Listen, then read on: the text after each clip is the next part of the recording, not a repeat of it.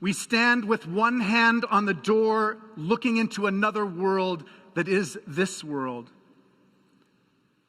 The poet Wendell Berry, the farmer poet, wrote these words about Christmas in a poem called Remembering That It Happened Once. I want to read the poem. It's just a short one.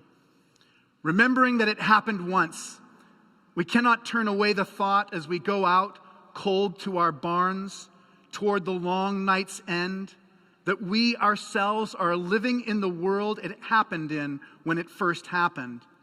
That we ourselves, opening a stall, a latch thrown open countless times before, might find them breathing there. Foreknown, the child bedded in straw, the mother kneeling over him, the husband standing in belief he scarcely can believe, in light that lights them from no source we see, an April morning's light, the air around them joyful as a choir.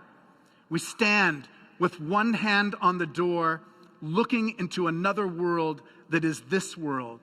The pale daylight coming just as before, our chores to do, the cattle all awake, our own white frozen breath hanging in front of us, and we are here as we have never been before, sighted as not before, our place holy, although we knew it not. On Christmas Eve, we stand between two worlds, and for a moment, if we pay attention, we see our place as holy. We do not always experience our life in this way. We inhabit a confusing world full of terror and distraction. These days, wars in the Middle East, Ukraine, and Africa, they cast long shadows over the human family.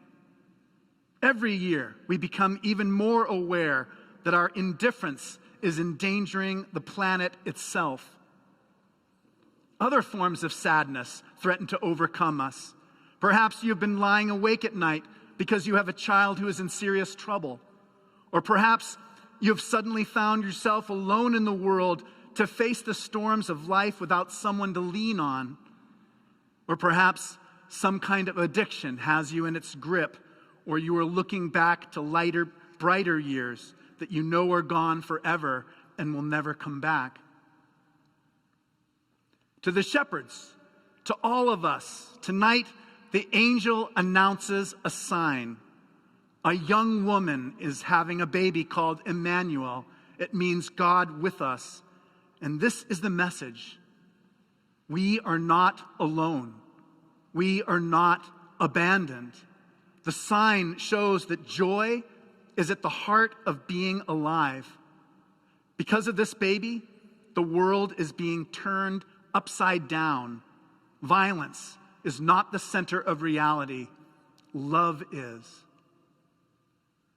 Now, seeing the world this way might sound easy, but there's a catch. There's always a catch. In order to experience the joy, we have to be satisfied to live in a mystery. This does not mean that we have to believe what is unbelievable, that we have to give up critical thinking, or that we're not allowed to have doubts. It's just that the infinite will not fit into our finite minds. And so our existence is made strange by the kind of creatures we are. We long for the infinite, but can never really control or comprehend it. In the way that a mother gives birth to a child, we become who we are by giving ourselves away. And for me, this is what makes being a parent such a transcendent experience. Taking care of our children, walking in the oak woodlands, reading stories at sunset after giving them warm baths. All of this made joy an even more central part of my life. Joy is that experience of being called into existence as a kind of creature who is different than God, and yet who has a share in the mystery of God. We are made for this delight. Our friend and the former dean, the Dean Emeritus, Alan Jones, he used to stand up here and he reminded us that in Christianity, the things of God can be handled and held. In fact, the things of God can be kissed and caressed. He talks about how strange it is that Christ enters history in order to offer us the gift of peace. And that for this reason, the true Christ can never assume the shape of violence. The baby and her child are a sign of three great truths. First, the world is a gift. Second, the nature of this gift is communion. Communion for all people and the world. And third, this true communion celebrates diversity and difference. And I want to say a little bit about each one of these before sending you out into the night. The gift. 99 years ago this week, the astronomer Edwin Hubble announced the discovery of the first galaxy outside the Milky Way that human beings had ever encountered. One galaxy we discovered 100 years ago. By 2019, we believe that there were 200 billion galaxies. That was 2019. Today, after the New Horizons space probe, we think that there are 2 trillion galaxies. This is the world we inhabit. This is the generosity of God. One of my favorite Christmas moments came many years ago, and some of you may have had something like this happen to yourselves. It was after church, after everyone had gone home from the midnight service, and I was turning the heater off and shutting all the lights out, and I went outside of my old church, and I was standing there in the parking lot in the cold, cold night, and the light of those stars and that holy night of those trillions of worlds stretching across the heavens. In that moment, I felt God so present with me.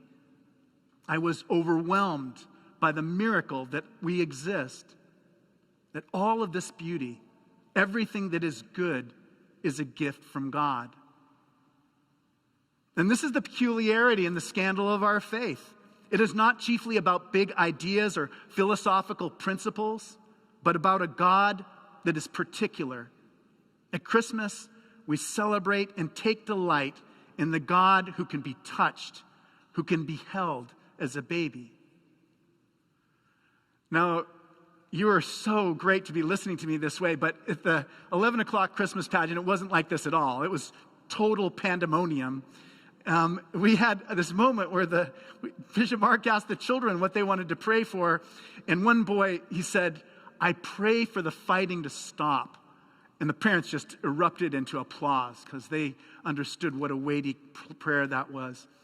And then a little girl said, "I want my neutered cat to have kittens." And that seemed somehow like in the spirit of the season too. It seemed to fit.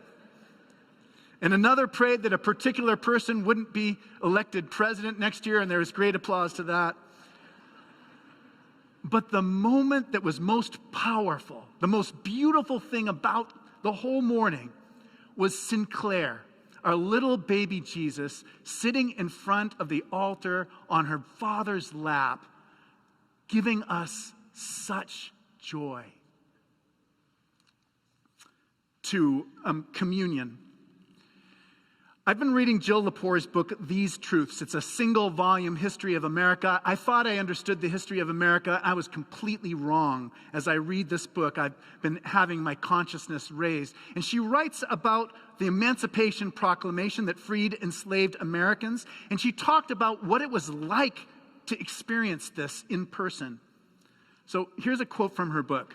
In South Carolina, the proclamation was read out to the 1st South Carolina Volunteer Infantry, a regiment of former slaves. At its final lines, the soldiers began to sing, quietly at first and then louder.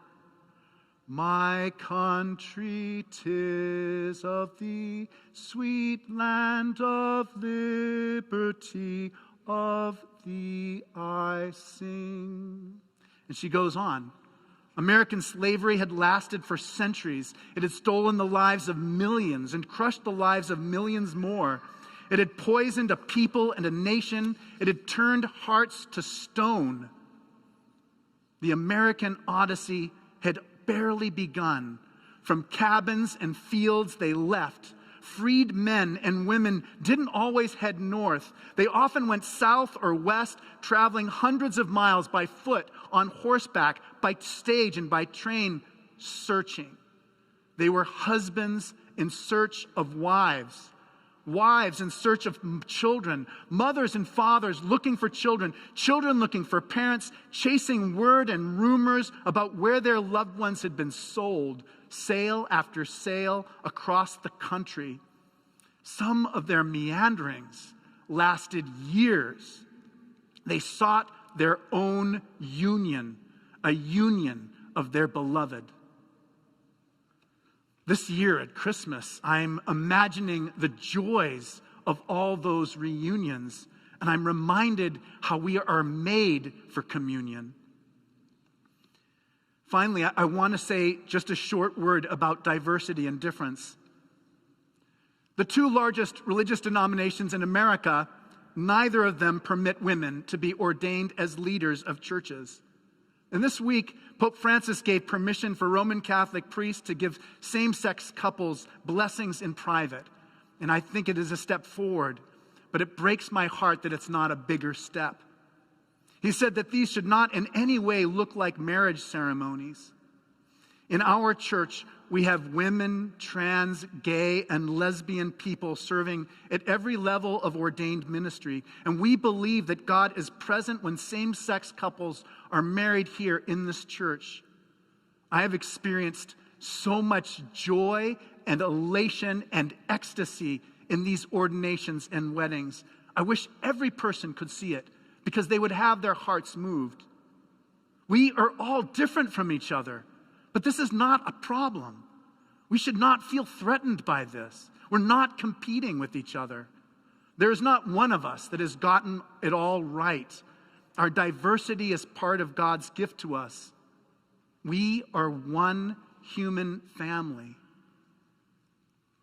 So what happens when we do not receive the world or communion with each other or diversity as a gift? The theologian Martin Luther says that we become incurvatus se. That's the Latin word for curved in on itself. When we are curved in on ourselves in this way, we refuse to be fully alive. We're cut off from each other and from the very sources of what should be our greatest happiness. We become distanced from our true self. And this is the kind of hell that we all experience in varying degrees. In this condition, we become walled off from joy. But tonight, seeing all of you as images of God, tonight is holy.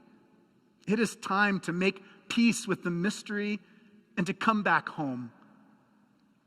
For many years, the famous religion scholar Houston Smith attended my grandfather's church. My grandfather was always so nervous about preaching while he was there. He said the churches are waiting for Christmas. They're like a child whose nose is pressed against the window on a cold winter night. And then she runs through the household saying, "Daddy's home, Daddy's home." Tonight, we share this joy in our Christmas carols and in stories whose meaning will never be exhausted. The world is not made of atoms, but of stories. And our stories are imperfect ways of expressing an unsayable encounter with the infinite God. Tonight, we are here as we never have been before. There is joy at the heart of being alive. As a mother gives birth to her child, let us become who we are by giving ourselves away. Because in these 2 trillion galaxies, the things of God can be kissed and caressed. The world is a gift, and the nature of that gift is communion. And true communion celebrates diversity and difference. we stand with one hand on the door, looking into another world.